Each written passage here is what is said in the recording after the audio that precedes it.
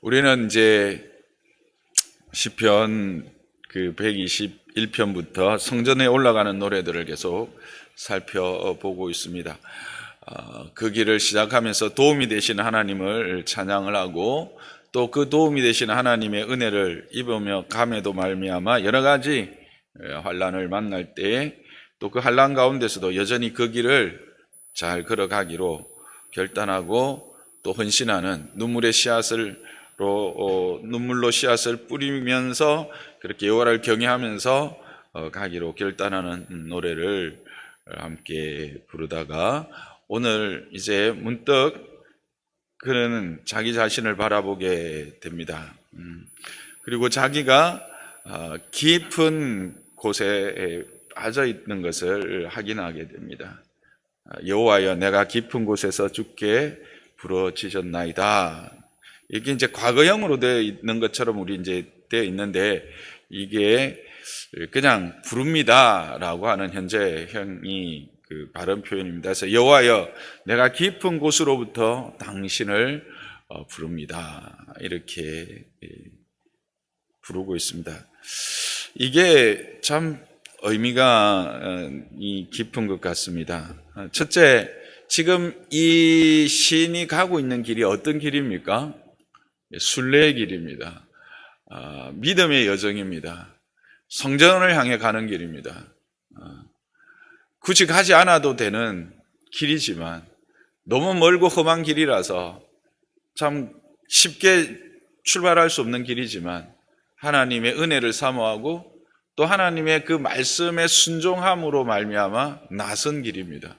얼마나 아름다운 길입니까? 얼마나 하나님이 기뻐하시는 길이겠습니까? 얼마나 하나님께서 은혜 베푸실 길이겠습니까? 그런데 그 길을 가는 그 길에서도 그는 이 깊은 곳을 경험하고 있다라고 하는 사실입니다. 여기서 깊은 곳은 그냥 깊은 곳이 아니라 깊은 수렁입니다. 인간이 겪을 수 있는 어떤 고난, 많은 고난들을 함축하고 있는 단어입니다.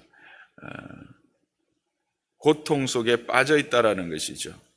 이것은 우리가 아무리 거룩한 믿음의 순례를 행하는 여정이라 하여도 우리 자신의 연약함과 또 죄의 유혹들, 나의 정욕들로 말미암는 죄로 깊은 수렁에 빠질 수 있다라고 하는 사실을 우리에게 계속 알려주고 있습니다. 이것은 우리는 그만큼 연약하다라는 사실이죠. 잘 넘어진다는 사실입니다. 그리고 우리의 이 믿음의 여정을 늘 방해하는, 우리로 하여금 우리 스스로를 자고하게 하거나 우리의 그 욕심을 따라 행하게 하는 유혹들을 행하는 악한 존재들이 우는 사자와 같이, 배가 줄여서 그 삼킬 것을 참는 우는 사자와 같은 사탄의 그런 세력들이 늘 존재한다라는 사실을 우리로 하여금 다시 생각나게 하는 그런 말씀입니다.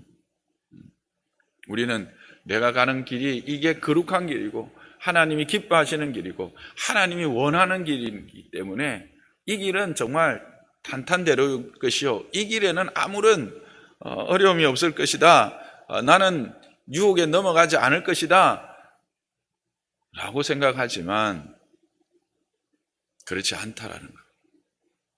그런 길을 가는 그 여정에서도 깊은 곳을 경험하게 되어진다라고 하는 사실입니다. 또 다른 한편의 의미는 이런 의미도 있는 것 같습니다. 이제 점점 시편 120편부터 시작한 이 믿음의 여정이 진행되면서 어디가 가까워지고 있습니까? 예루살렘, 하나님의 성전이 가까워지고 있습니다.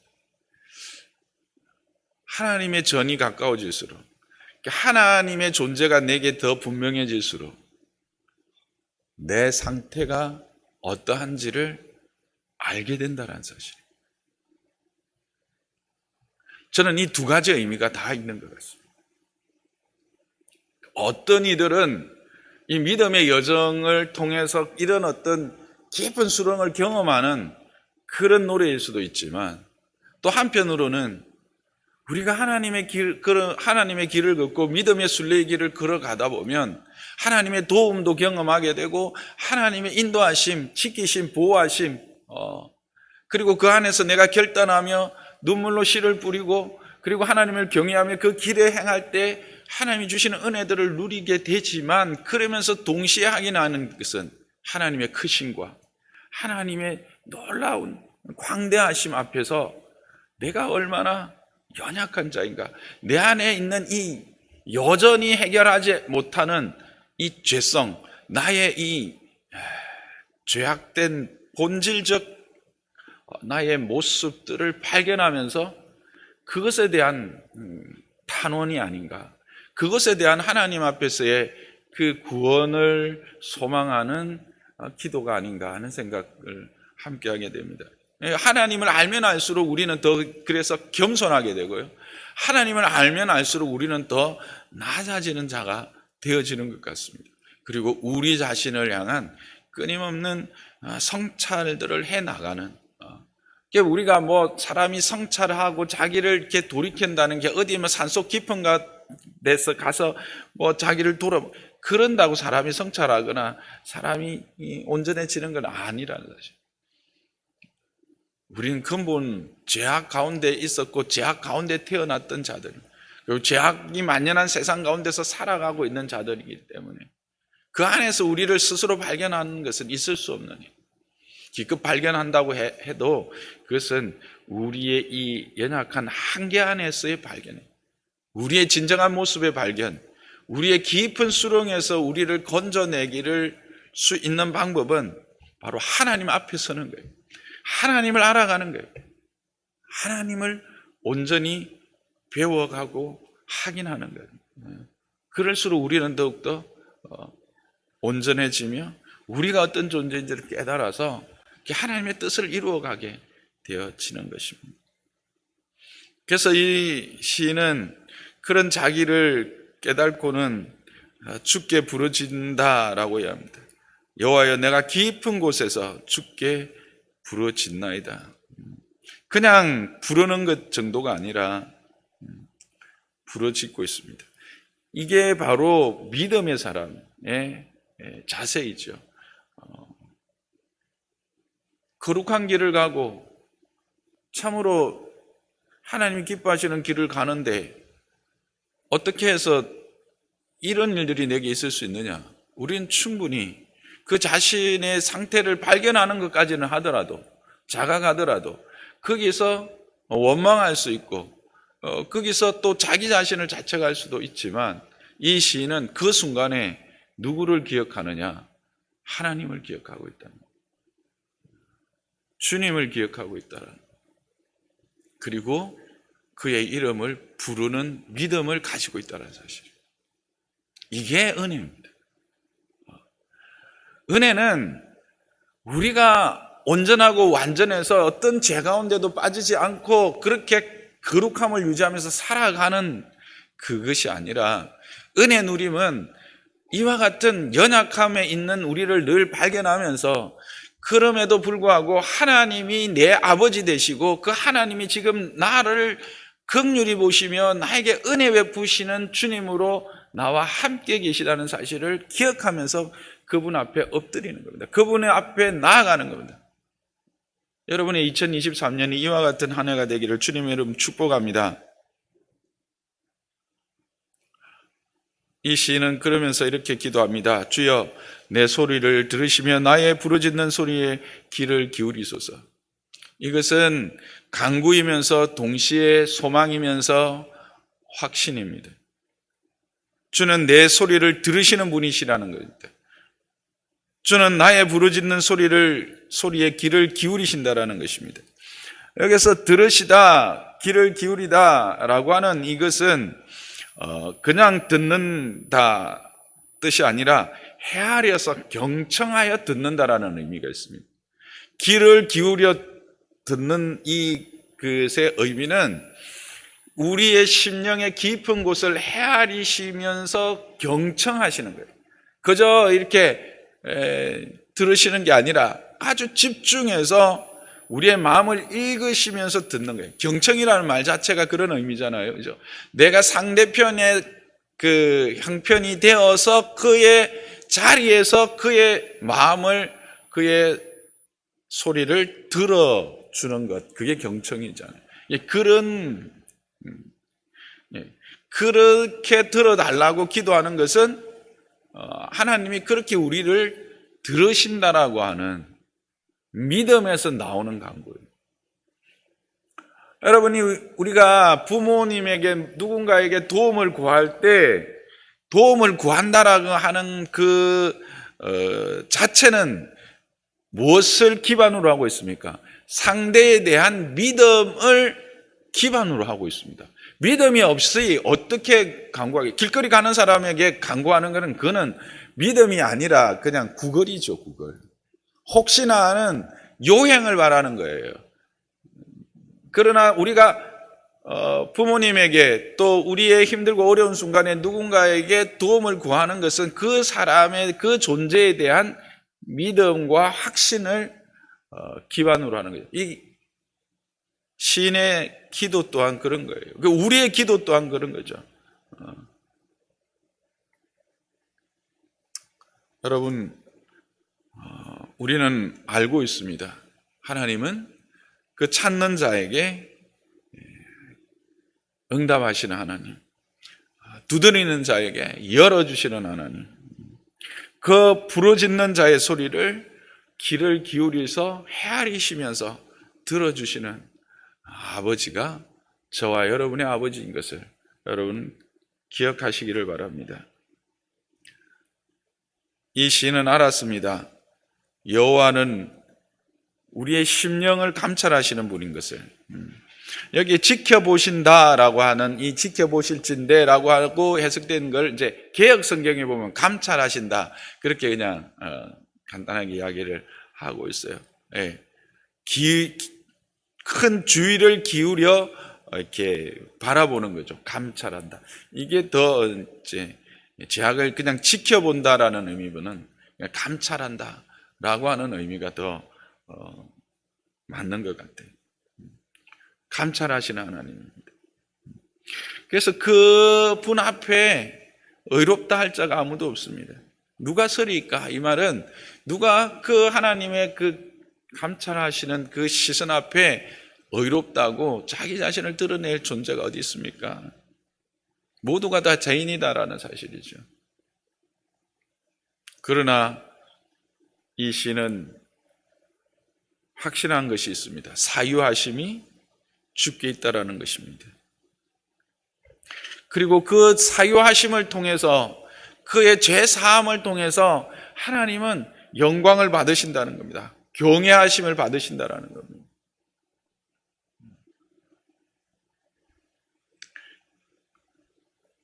그렇습니다. 하나님은 사유하시는 하나님이십니다. 그래서 호세아 6장 1절에 이렇게 이야기합니다. 호세아 6장 1절 오라 우리가 여호와께로 돌아가자 그렇게 말합니다. 여호와께서 우리를 찢으셨으나 도로 낫게 하실 것이요 치셨으나 싸매어 주실 것이다. 이게 믿음의 사람의 담대함이죠. 하나님의 어떠하심을 아는 사람의 담대함입니다. 비록 우리의 연약함 때문에 우리가 넘어지고 우리가 깊은 수렁에 빠지고 그래서 우리가 참으로 말할 수 없는 형편에 처한다 할지라도 우리를 도로 낫게 하시고 싸매어 주실 분이 우리 아버지시다 라고 하는 사실을 이 시인도 분명히 알았던 것입니다. 저와 여러분도 이것을 분명히 기억하는 자들 되기를 주님의 이름으로 축복합니다. 그러면서 5절에 나 곧 내 영혼은 여호와를 기다리며 나는 주의 말씀을 바라보는도다 라고 합니다. 이 시인은 깊은 수렁에서 그래서 여호와를 기다립니다. 내 영혼이 기다리는 것은 여호와라고 하는 것입니다.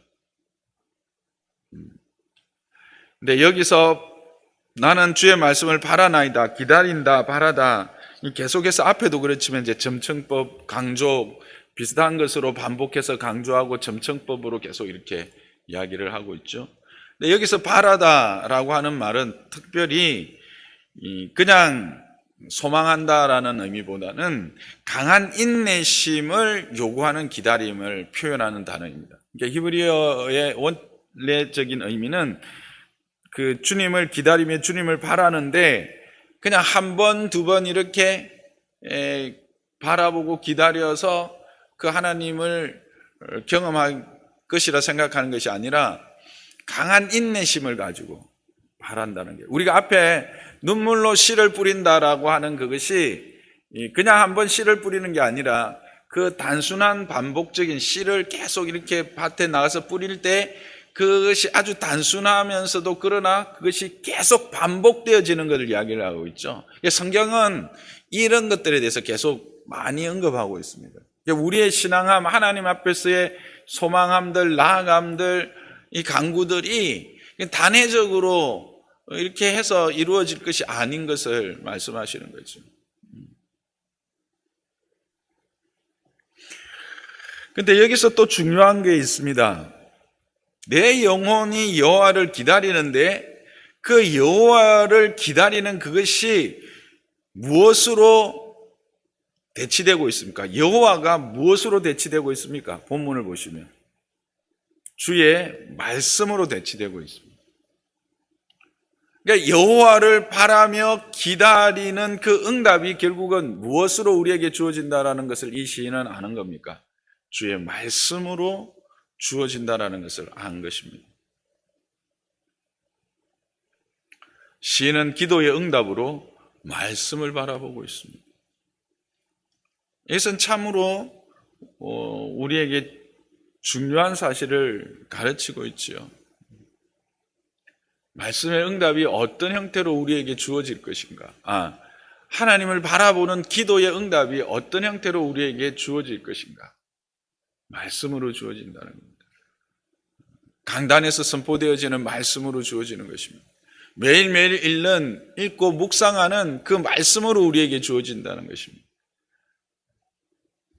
어떤 특별한 집회를 통해서 우리에게 주어지지 않습니다. 어떤 특별한 사람을 통해서 우리에게 주어지지 않습니다.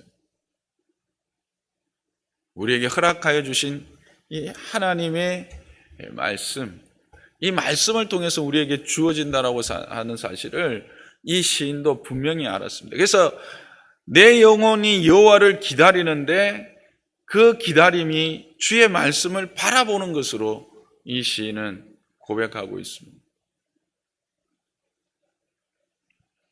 저와 여러분, 이 2023년을 살아가면서 이 믿음의 여정을 걸어가는 동안 우리의 깊은 수렁에 빠져 있는 상황에서 주의 향한 이 기다림, 그 기다림이 말씀으로 주어질 것을 믿으시기 바랍니다. 주의 말씀을 사모하는 자들이 되십시오. 그 기다림의 그 간절함이 얼마나 큰지를 6절을 통해서 말씀하고 있습니다. 파수꾼이 아침을 기다림보다 내 영혼이 주를 더 기다린다라고 말합니다. 그러면서 다시 한번 참으로라고 하는 말로 강조하면서 파수꾼이 아침을 기다림보다 더하다라고 말하고 있습니다. 이 초병들, 밤에 이렇게 고초를 쓰는 초병들에게 새벽은 참으로 소망하는 겁니다. 목사님 군대도 안 갔는데 어떻게 합니까? 그렇게 할 수 있는데, 그래도 저는 이제 전방에 가서 이렇게 일주일 동안 그래도 전방 근무는 했습니다. 그 북한 M9들의 그 방송 소리는 때로는 참 처량하기도 하고 또 두렵기도 하더라고요. 몇 번 안 들었지만, 자꾸 들으면 그것도 뭐 이렇게 타성해졌겠지만, 그런 가운데서 이 새벽에 어떻게 오나 이 빨리 2시간인가 이렇게 쓰면서 이렇게 돌았던 것 같은데, 빨리 2시간 안 지나가나 이런 생각이 많이 들었어요. 근데 여기에 파수꾼은 그 정도의 파수꾼이 아니죠. 그러니까 고대사의 파수꾼, 이 파수꾼의 의미는 전쟁 중에 있는, 지금 적들과 딱 대치하고 있는 그 상태에서의 파수꾼입니다. 적은 언제 쳐들어옵니까? 야심한 밤에 조용히 쳐들어옵니다. 그러니까 그 밤은 긴장된 밤입니다. 두려운 밤입니다. 속히 새벽이 오기를 기다립니다. 새벽이 오면 그래도 힘이 있습니다. 그 마음입니다. 적과 대치해 있는 상태에서 그 깊은 밤에 보초를 쓰는 그 초병의 심정, 새벽을 기다리는 심정, 그 심정을 주님의 그 응답을 기다리는, 주님의 구원을 기다리는 그 마음으로 표현하고 있는 것입니다.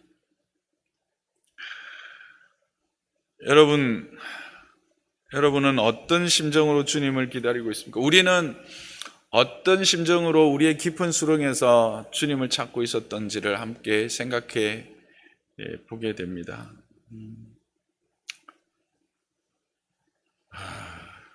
이 시인은 그런 심정으로 주님을 기다립니다. 그러면서 이 시인의 기도는 거기에서 끝나고 있지 않습니다. 자신의 구원과 자신의 안위를 거기에서 그의 간구는 끝나지 않습니다.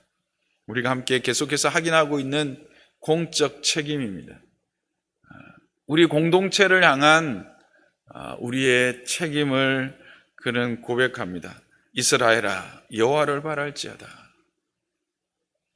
여호와께서는 인자하심과 풍성한 속량이 있음이라. 그렇게 자기의 이 7절의 고백은 자신이 이 깊은 수렁에서 이미 건짐을 받았던 은혜를 바탕으로 하는 고백이라고 저는 생각합니다. 그렇게 은혜를 누렸 것이죠. 어떤 은혜를 누린 겁니까? 여호와의 인자하심과 그의 풍성한 죄사함, 대가를 치르는, 속량이라는 건 우리가 다 아는 것처럼 그냥 죄를 사해 주는 게 아닙니다. 하나님께서 그 분명한 대가를 치르시면서도 우리를 값을 주고 사신 것이죠. 그것을 그는 경험한 것입니다. 그가 이스라엘의 그의 모든 죄악을 속량하시리로다. 이 고백은 실질적으로 어떻게 보면 오실 메시아에 대한 고백이 함께 담겨 있는 것으로도 볼 수가 있습니다. 모든 성경, 특히 구약은 오실 메시아에 대한 노래이죠. 그게 그 안에 다 숨어 있는 거 볼 때 이 속량이라고 하는 단어, 이스라엘을 그의 모든 죄악에서 속량하실 것이다라고 하는 이 이스라엘을 향한 공동체의 구원에 대한 메시지는 오실 메시아에 대한 또 그런 믿음의 강구일 것입니다. 오늘을 살아가는 우리들에게는 어떤 메시지일까요? 동일하죠. 오늘을 살아가는 우리들에게도 우리를 향한 공동체의 문제에 우리는 결코 외면하지 말아야 된다는 사실입니다. 내 새끼 내 보따리에 머물러 있는 신앙은 참으로 어린아이의 신앙입니다. 우리의 신앙함은 이 공적 의무, 공적 책임, 그리스도 안에서 함께 부름받은 자들을 위한 간구함이 반드시 따라야 될 것을 우리에게 교훈하고 있는 것입니다.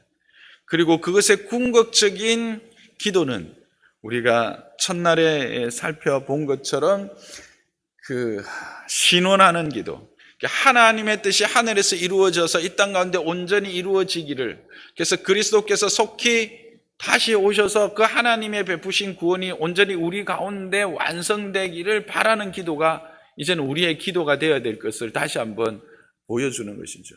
이 시인은 자신의 기도에 머물러 있지 않고 이스라엘 전체에 대한 속량, 오실 메시아에 대한, 처음 오실 메시아 초림에 대한 간구가 있었다면 이제 그 초림의 은혜를 경험하고 그 은혜 안에 있는 우리들로서는 이제는 다시 오셔서 이 온전한 구원을 이루실 그 메시아에 대한 간구가 우리의 기도에서 빠지지 말아야 될 것이다. 마라나타, 주 예수여 어서 오십시오라고 하는 이 마라나타의 기도가 우리에게 빠지지 말아야 될 것을 또한 이 본문은 교훈하고 있습니다. 말씀을 정리하겠습니다. 우리는 이 시편의 이야기와 비슷한 이야기를 예수님을 통해서도 들었습니다. 떠오르는 이야기가 있지요. 누가복음 15장 탕자의 비유입니다. 바로 아버지의 재산을 물려받아 허랑방탕하게 탕진한 그 탕자. 그런데 그가 그 어려운 환경 가운데서도 벗어날 수 있었던 이유가 무엇입니까? 아버지를 기억한 것입니다. 탕자의 비유는 우리는 아버지의 것을 내 것인 양 요구하는 무례한 자녀들이라는 사실입니다. 우리는 하나님 앞에서 참으로 무례합니다. 때로. 그럼에도 아버지는 우리에게 기꺼이 자신의 것을 주기를 주저하지 않으신다라는 것입니다. 그러나 우리는 그것을 그의 주신 것을 그의 뜻대로 사용하지 않습니다. 나의 정욕과 나의 욕심대로 사용하다가 결국은 깊은 수렁에 빠지게 되어집니다.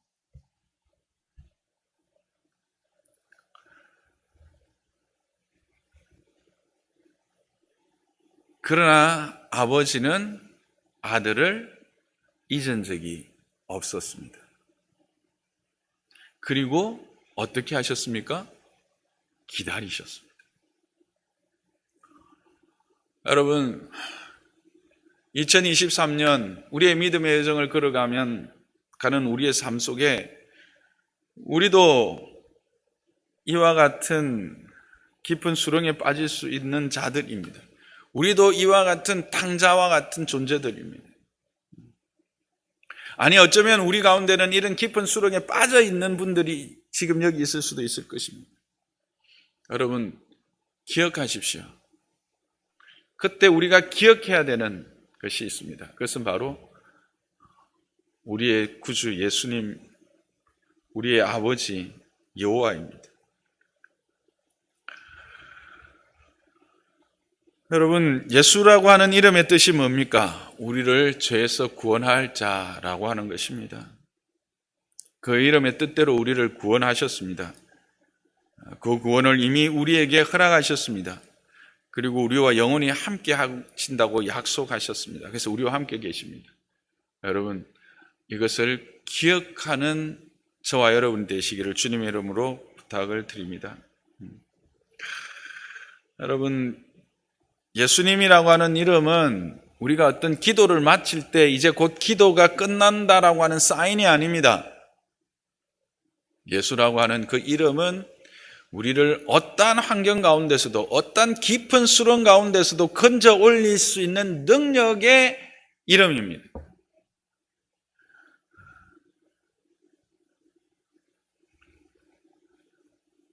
하나님 앞에 의롭다 할 자가 누가 있겠습니까? 모두가 죄인입니다. 한 가지로 치우쳐서 다 죄 가운데 있을 수밖에 없는 자입니다. 그리고 우리는 하나님을 알면 알수록 우리의 연약함과 우리의 죄됨을 확인할 수밖에 없습니다. 그럴 때 우리는 그 하나님을 기억하며 엎드릴 때 하나님은 그 사유하심을 베풀어 주십니다. 그리고 우리에게 응답하십니다. 어떻게 응답하실까요? 특별한 방법으로? 신비한 방법으로? 아닙니다. 말씀으로 하십니다.